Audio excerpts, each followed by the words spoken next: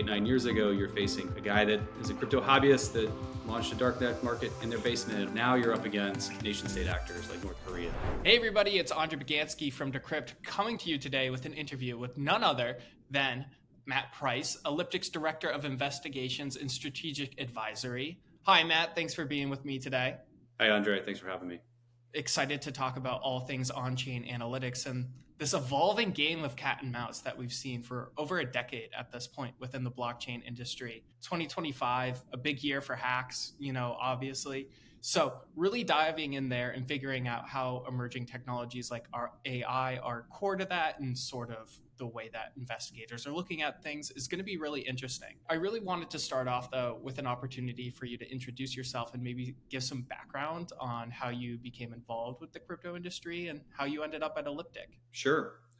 So like you said, I'm Director of Investigations and Strategic Advisory at Elliptic. I've been here a little over 2 years, and my role is kind of very interesting because it's dual-hatted. I work both with government and law enforcement agencies as well as compliance organizations globally.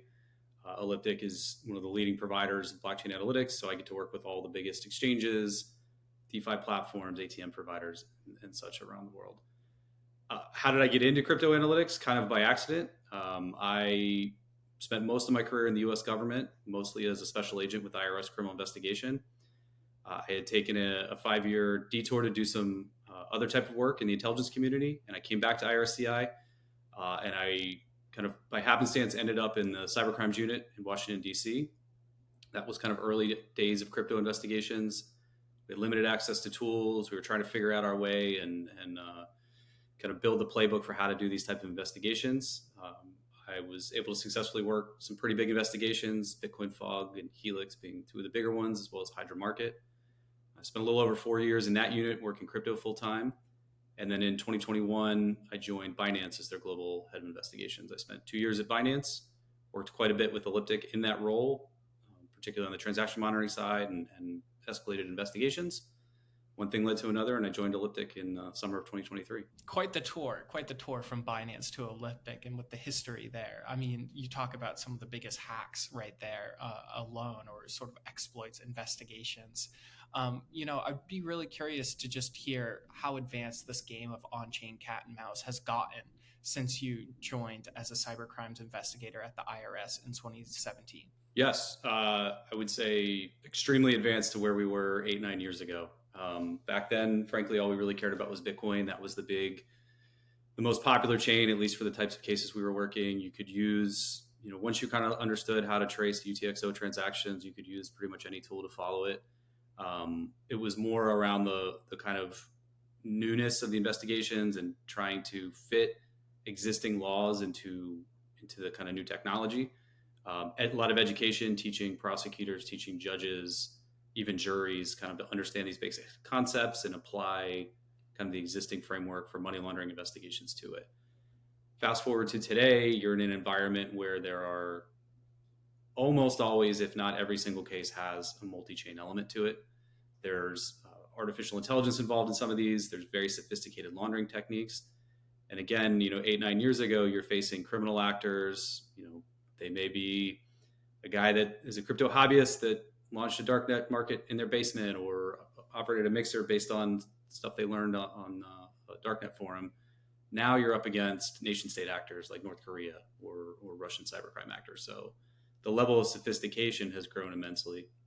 And as the adoption of crypto globally has grown, so too have other types of illicit activities kind of migrated into crypto. Not necessarily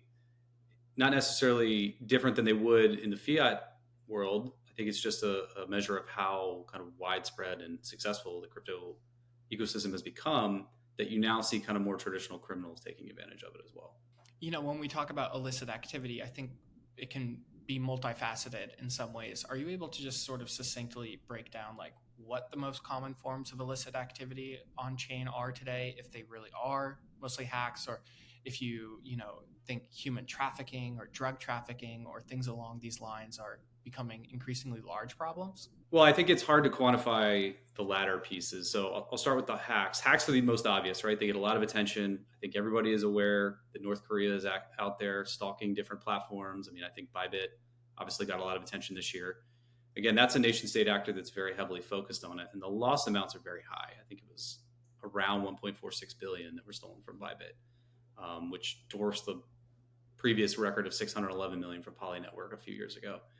That said, those are the biggest actors. Those are the biggest ones that get the most attention. But again, I think as crypto has become much more widespread, you see an evolution of what I would call traditional financial crimes, just utilizing crypto for the same reasons that anyone else does: the convenience, the speed, the ability to send value, and starting to take advantage of that. So whether that's fraud actors, whether that's traditional money laundering, third-party money laundering organizations, or even in narcotics trafficking, I don't necessarily think that's a function of crypto itself. It's kind of almost validation of crypto's use cases. And once it becomes more widespread and there's more liquidity in the market and the ability to transfer funds globally relatively frictionless, it does certainly open some opportunities for illicit actors to take advantage of that. What are some of the most surprising or counterintuitive insights you've gained about how criminal networks operate on chain? Well, I think the best thing as an investigator is the fact that the blockchain is a permanent record, and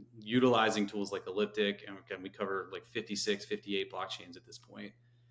You're relatively easier than a traditional financial investigation to actually follow the flow of money. So if anything, I think it's this additional tool in investigators toolkit now that you can use tools, you can follow the flow of value globally and use that as a way to generate leads that in the past it's much more difficult to do, rather than a traditional financial investigation. When I started with IRFCI, we were still mostly working bank-based investigations, say a tax investigation, and you're gathering bank records from banks around the country, and you're waiting weeks for subpoena returns, and you have to build out spreadsheets and then do manual check spreads and trace assets from bank account to bank account to bank account.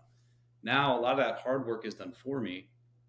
I can understand, I can visualize the flow of funds, and I can use that information to help me more quickly identify viable leads, obtain information, obtain evidence, identify witnesses, and really successfully close these investigations. And I think a lot of the success you've seen in the past 6-7 years is because law enforcement has recognized the power of this and really been able to leverage it for investigative purposes. Sure. I mean, I can imagine that you've seen firsthand law enforcement really embrace the technology in terms of being able to get the most out of it in terms of investigations. What would you say is the most difficult part of your job, either intellectually or emotionally? I mean, on the intellectual front, the industry changes so rapidly. It can be hard to keep up. I mean, I've been in this for almost a decade, and I think every 6 months there's almost a sea change in what's the most popular token and what are the behaviors you see on the illicit actor side. Again, I think it's very intellectually interesting working at a firm like Elliptic because we are such a leader in the network, in the industry. We are working with so many of the main providers out there, and I get to interact with these people, on a daily basis. And I think that's kind of the real reward from this. Do you think criminals at this point maybe have a false sense of security when using the blockchain? I sort of just think about how companies like Elliptic have really scaled up in recent years, and you've got folks like Chainalysis and even the government in terms of its contracts and the degree of contracts. False sense of security at this point? Or would you say that, you talk about nation states, so I imagine they're advanced, but I'm thinking of your run-of-the-mill criminal. Yeah, I mean, I think it's a constant battle, and it always has been technology, right? Unfortunately, criminals tend to be some of the early adopters of technology. I mean, think of encrypted messaging apps or, even social media, dating sites, several years ago. This is just another evolution of it into a new financial technology. So I think some of the initial actors several years ago, think about it, thinking like Alphabet and Silk Road, just assume Bitcoin wasn't traceable and you can run these large darknet markets and there's no way anyone's going to find you. And I think, as this technology, as blockchain analytics has developed, as the law enforcement's got more sophisticated, that's been proven pretty obvious that it's not going to work for you. Where the evolution has come is, again, it's a bit of cat and mouse, right? As technologies advance, as Elliptic becomes more advanced, we cover more blockchains, we can pick up behavioral indicators via AI algorithm, things like that. The criminals have to evolve. But it's, what I think is really powerful in the crypto industry is, despite what the outside perception may be, there actually is a very strong kind of network and culture of collaboration, whether it's between blockchain analytics companies, crypto exchanges, law enforcement. Most of the major platforms have pretty sophisticated transaction monitoring, investigative capabilities, and they do work very collaboratively. And I think that's what's really powerful in the industry is that ability to collaborate and share intelligence. So maybe, for example, a crypto exchange picks up on some behavior that's new that hasn't been seen before that illicit actors are using. They may share indications of that with us so we can help identify potential addresses on chain that we can attribute or behaviors we can collect. And they may also share that with law enforcement to help law enforcement understand potential opportunities or to stay ahead of some of the illicit actor behavior out there. I can imagine that there's almost like a federal and local component to this as well. I understand that the county out in Texas who's got maybe 50 residents, if somebody ends up getting their crypto stolen, they might not have the same resources in order to investigate that compared to, say, like, the police officers in New York City or something like that. Right. And I was wondering if you could speak about how you've seen that dynamic evolve over time, where I can imagine that just from like a technical perspective, involving or investigating on-chain crime requires more technical resources than maybe some of these local communities have. Yeah, that's true. I think you see an evolution. Several years ago, the view was, even on the federal side, I think that's evolved over time. In state and local law enforcement, that this is a asset we can't trace. There's nothing we can do. It's overseas. And I've seen definitely in the last 4 or 5 years kind of a real sea change now where you have very sophisticated local law enforcement investigators that maybe don't have the resources to pay for commercial tools, but they're using open source tools and they're working collaboratively with crypto exchanges, ATM platforms, and others to try to claw back victim funds, try to identify bad actors. In fact, I've worked with quite a few local law enforcement agencies across the country and even outside of the US and the UK and other jurisdictions. And the level of sophistication is there. And I think there's a recognition that this isn't a problem that's necessarily going to go away, and there needs to be some level of training and capabilities to investigate it. That's really fascinating, like when you think about it, because I think if there's one thing that I sort of feel in the crypto industry, it's lines blurring. Lines blurring between different forms of financial technology, between sort of mainstream financial culture and sort of the memification, if you will, of modern day finance. And it's interesting to hear you sort of say that, as this on-chain sort of environment becomes more advanced, like you're seeing almost like those local touch points be preserved in some sense, because I think you could take a step back and like make the case where it's like, you would expect some sort of almost like federal government creep into these local communities because they say, hey, we can do things that you're not capable of. So it's interesting to hear you sort of present that as a counterpoint. Yeah, I mean, there's a delineation typically between federal and state and local. Some of it has to do with size of investigations. Is there across state lines nexus to it? Does it fit a federal violation? And again, there's limited resources on the federal side too. They can't work every single investigation. They tend to focus more on the network level or organized crime level investigations. But there's very strong relationships between state and local investigators and federal. And I think there's been real evolution in the last few years, particularly on the state and local level, recognizing the threat to their jurisdictions and their citizens to kind of build these capabilities. I mean, I probably talk to different local law enforcement agencies at least once a week that are exploring tools or looking for training and looking for ways to up their game in the investigative space. Sure. Kind of shifting gears a little bit, I wanted to ask you about how the geopolitical landscape, such as like tensions in regions like Eastern Europe or the Middle East, have sort of influenced patterns of crypto-related financial crimes that you've seen, and what can the industry really learn about it? I only ask that just because I know that Ukraine has one of the higher rates of crypto adoption among European countries. And, without thinking too much about it, one can sort of think, well, having the ability to sort of like keep your assets in a place where, you have sovereignty over that, you're not risking it in a bank account, seems sort of useful. But I'm curious, like if that opens up like a greater surface, or as I said, like some of the other elements. Yeah, no, I mean, I think that's a good example of it. One of the ones that really comes to mind to me is, post-Ukraine invasion, some of the activity in Russia. Again, comprehensive sanctions are issued shortly after the invasion, at the time you would expect maybe crypto usage would increase, and in fact it did. You see a movement of rubles, individuals moving rubles into stablecoin, and the idea is they were cut off from the traditional financial sector by those comprehensive sanctions. But to your point of asset stability, they either want to have it in a stablecoin or in a Western, a European or U.S. currency, and it's really hard to do that if you're cut off from the bank. So what you see kind of shortly after the invasion is kind of the rapid growth of the Russian exchange Garantex. Largely a tether-based exchange, was itself comprehensively sanctioned by the U.S. and other jurisdictions. And after that, shortly thereafter, the volume of transactions actually increased, which to me is an indication of, again, partially capital flight, but also a bit of a validation that this service still serves Russian nationals, can be used for illicit purposes. What's interesting in it, since over the life of its time, there's more than 60 billion worth of transactions since it was sanctioned in 2022, and close to 96 billion in transactions in total. That was a really interesting case that I got to work on here at Elliptic with some of my colleagues in our data and intelligence team. And, we noticed some very sophisticated behavior by that platform that was really attempting to try to elude or evade blockchain analytics. That was rotating hot wallets and some other techniques that they were really trying to make it difficult to identify their infrastructure and cluster.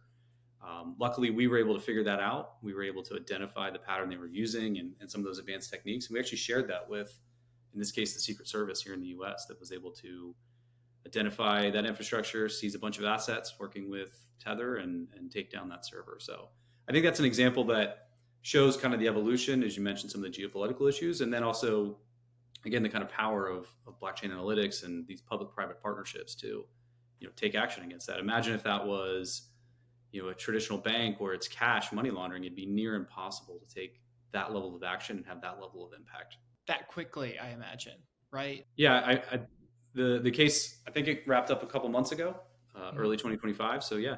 I don't think we could have this conversation about on-chain analytics and detecting illicit finance without talking a little bit about stable coins and without talking a little bit about like everyday payments.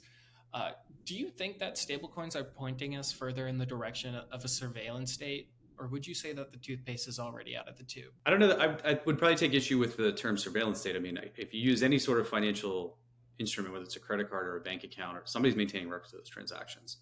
I think if anything in the crypto space, there's a bit more decentralization. So you could make the counter argument that there actually is more ability to evade surveillance, I guess is the term, because you have more decentralized transaction processing, decentralized entities and things like that. I don't see it necessarily being a surveillance state because, again, we all walk around with mobile devices in our pockets that collect information on everything we do. We may use these devices to pay for things online, to use our credit cards. To me, it's the same evolution. Yeah, no, I would agree with you where if I took out my crypto wallet and bought a cup of coffee with a stable coin versus my debit card, pretty sure, that information that Andre purchased a cup of coffee on Wednesday at 10 a.m., like that information is going to get out there one way or another is how I sort of think about it, right? But I do think you've seen this conversation come to the forefront among some corners of the political spectrum recently, just with the passage of stablecoins, sort of warning that, like, hey, this could be a slippery slope. But I totally hear what you're saying, where it's like, well, you're constantly giving away information already, and not much of a concern. Yeah, I mean, again, I thinking about it from the blockchain analytics perspective, right? The focus is obviously financial crimes compliance, financial crimes identification. No offense, I don't really care that you spent $3 of a stablecoin on coffee. There's nothing wrong with that, right? So, like, yes, there is a record in the blockchain. I don't think anyone's going to spend their time trying to identify whether Andre bought a cup of coffee for $3. But what they may do is try to understand, did an actor, perhaps from a CSAM marketplace, try to make a purchase of illicit material related to children? And did they try to make that deposit into a crypto exchange, or did they try to withdraw funds from a crypto exchange to one of those? And I would argue even the most kind of libertarian privacy-focused people would support that type of work, right? Trying to keep that, keep the ecosystem safe from those actors and make it frankly difficult for individuals involved in that type of illicit activity to utilize any sort of financial transactions to pay for it. I totally hear what you're saying. And I think that, it's interesting, right? Because I've been in the crypto industry since 2022. And I don't think CSAM has gotten a lot of attention during my time here. But I understand that maybe in the past, it was something that was a little bit more top of mind within the crypto industry in terms of like trying to stifle folks or at least create a community where that sort of behavior is disincentivized. But it's interesting to hear you sort of talk about the sort of differences between coffee and something like that. And I totally hear what you're saying in terms of the libertarian minded folks would probably agree with you along those lines. Yeah, I mean, look, I value my privacy as much as anyone else. I would hope though that whether it's a traditional financial institution or a crypto exchange, I would hope they're taking steps to try to prevent that type of illicit activity. I have two kids, right? That's, I think, besides my desire for personal privacy, I do recognize the trade offs, and those are the type of things that I think most people probably support. Do you think in your sort of professional sort of experience that average citizens could be using Tornado Cash in future years, coin mixing services that help them sort of preserve anonymity on chain? Because I think that you do see corners of the crypto industry really pushing this and saying like, hey, this is just a tool and this is something that gives people financial privacy. There's nothing wrong with that. And as a result of it, like, we should be able to use it. I think of sort of the blacklisting of Tornado Cash as being one of those sort of things where the government clearly said, Andre, do not buy your $3 cup of coffee with cryptocurrency that went through Tornado Cash. But at the same time, I do think that like there are people who do feel like privacy sort of focused technology, whether they be coins or something like Tornado Cash, are sort of falling by the wayside, and there is a crackdown on it. Like, what does this sort of war on privacy, to use a term that somebody in the industry might use or an advocate would use, like how is this playing out from your perspective? Yeah, I mean, I think I may have a bit of a skewed perspective because I did investigate several mixers in my law enforcement career. And again, I view that slightly different than privacy, right? Those two, Bitcoin Fog and Helix, for example, very publicly advertised. The point of that was to help you hide money from, for example, Helix was integrated with Alphabet. It's hard to argue that that's just privacy focused. What it really is helping people buying and selling drugs hide their proceeds to stay anonymous. You can argue whether there's a privacy angle to that, but thus far, most drugs in the United States, absent marijuana in certain states, are still illegal. Lots of harms driven from that. And again, I think there's a big difference between running a mixing platform advertising that you will help people hide their funds from drug sales than to a more mainstream platform to help with privacy. And again, like I equate it to encrypted messaging apps, right? The use of Signal, WhatsApp, Telegram, right? They have their uses for privacy reasons, for sometimes they're more efficient, lower cost to communicate globally. But of course, there's the risk that illicit actors are going to use it. And I think it's a fine line, in the crypto space as well, between mixers or coin joins, privacy coins. There has to be some level of monitoring or ability to at least prevent or make it harder for illicit actors to take advantage of that. And I think it's going to be an ongoing debate. I totally hear what you're saying. So like you can't have purely non like custodial coin mixers in terms of just like you're asking for trouble at that point, not to have some sort of caveat in the system or some sort of element that makes it a little bit more difficult or dissuades them.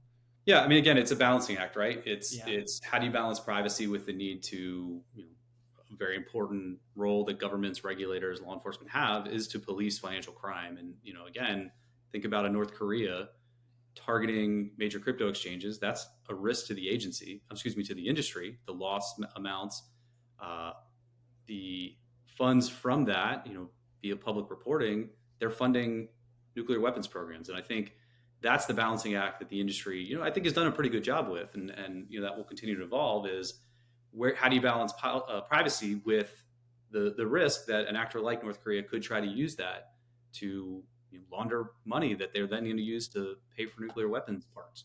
So that's where Mhm. the balancing act comes in. And I think, it's an evolution, right? As the industry grows, as regulation evolves, as adoption grows, it's going to be a back and forth. And I think you've seen that, right? Tornado Cash is a great example. Matt, I really appreciate you taking time in your day in order to sort of give us a walk through the on-chain world of analytics. I think the work that you've done with Elliptic and prior to that has definitely been felt within the cryptocurrency industry. Is there anything else that or anything that I didn't ask you about today that you thought I would, or anything that you wanted to discuss? Yeah, I mean, I think I think you had mentioned at the beginning AI and how that's changing. I think that's the real, both from my perspective here at Elliptic and even in the industry, that's kind of the new frontier, and I think that's true across multiple industries. But for example, Elliptic's been leveraging AI for quite a while. Using machine learning algorithms to identify behaviors on chain. It's really helped us kind of grow our data and our coverage. We even have now a new product called Elliptic's Copilot that's an AI driven assistant that actually helps compliance organizations, better understand information, more quickly action transaction monitoring alerts and behavioral patterns. And that's really important too when we talk about, again, using the Bybit example, we talk about the speed of some of these hacks and the ability to move money, move value very quickly. Having that kind of assistant, that additional information, you can react in seconds that may be harder in the past with just a human driven operation. So that's what's really interesting to me is kind of how AI is growing in the industry and really the power that can provide to help. When it comes to those sort of AI like services, one of the things that I find most interesting about it is this idea that, there's obviously like a lot of data that these models are going through. Are you able to give me a sense of just like how many transactions are surveilled per second at Elliptic or something along those lines? Just the sort of like scale of information gathering. That's one thing I find kind of cool. Yeah, I mean, I would take issue with the word surveillance because it's not, right. It's Sorry. public information on a blockchain, and what we're doing is enriching it and helping to identify who controls what. Yeah, the transaction volume is huge. I mean, if you put that across 56, 58 blockchains plus those tokens on top, it's a lot of information. And again, the focus is on the illicit actors, right? The team is focusing their effort on trying to identify funds stolen by North Korea or CSAM actors or scam compounds or Southeast Asian OTC desks that happen to be where a lot of the victim money from pig butchering schemes go. So again, the volume of transactions is extremely high, but the focus is on the bad actors out there. So I don't really consider it surveillance so much as, if anything, it's intelligence. It's providing those that need actionable information, whether it's a law enforcement agency or just as important, a compliance organization at a major crypto exchange, with the intelligence they need to make smart decisions to determine, is this transaction risky? Do I need to take some action? Do I need to block an account? Do I need to talk to my customer and say, hey, why are you sending me funds from a known darknet market, for example? And that's really what it is. It's not necessarily surveillance. No, and I think this is actually a great place to sort of leave the interview for listeners, because I do agree with you where I'm thinking about this right now. I think surveillance does sort of have like this sort of, in terms of like using the word, like you're almost implying that someone is intruding a little bit, like they're almost like looking into something. And I totally hear what you're saying here, where it's like, this is all public information that that person is putting out there into the world, right? So surveillance doesn't really work there because Right. you're not really looking in. And I'll even take it a step further. I think surveillance probably has some sort of like individualized connotation to it, like, oh, they are surveilling me or you're surveilling a group. Like it's an individual focused word. And I think what you're saying here too is that blockchain surveillance is like purely transactional in a lot of cases, where we're looking at like, where did it come from and where did it go, where is it going, not necessarily like, oh, like this individual. Am I hearing you correct Yeah. there? Yeah. I mean, again, our role, and I would imagine it's the same in other blockchain intelligence companies. Our role is to help clients identify where did value go, where did it end up, right? We use various techniques to do that, but it's enriching some of that data on the blockchain. And I equate it to, you use the term surveillance, kind of focusing on an individual. Part of my job as a special agent with IRS, I would sometimes have to conduct surveillance of somebody, right? And I may be on a street in a city, and hundreds of people walk by. I'm not paying attention to that. My job is to pay attention to the guy who's a money courier for a drug trafficking organization. So I may see 100, 200, 300 people walk by, but I'm only really paying attention to the person that is the subject of the investigation. And again, I had reasons to do that. I probable cause. I'm working an investigation. There's not this world of just blanket surveillance, at least in the crypto industry that I've seen. Thanks, Matt. I really appreciate it. Check out Decrypt, everybody, for all your crypto news. This is Andre Bagansky here with Matt Price, Elliptic's Director of Investigations and Strategic Advisory. Thanks again for joining us, and I'll catch you guys in the next one.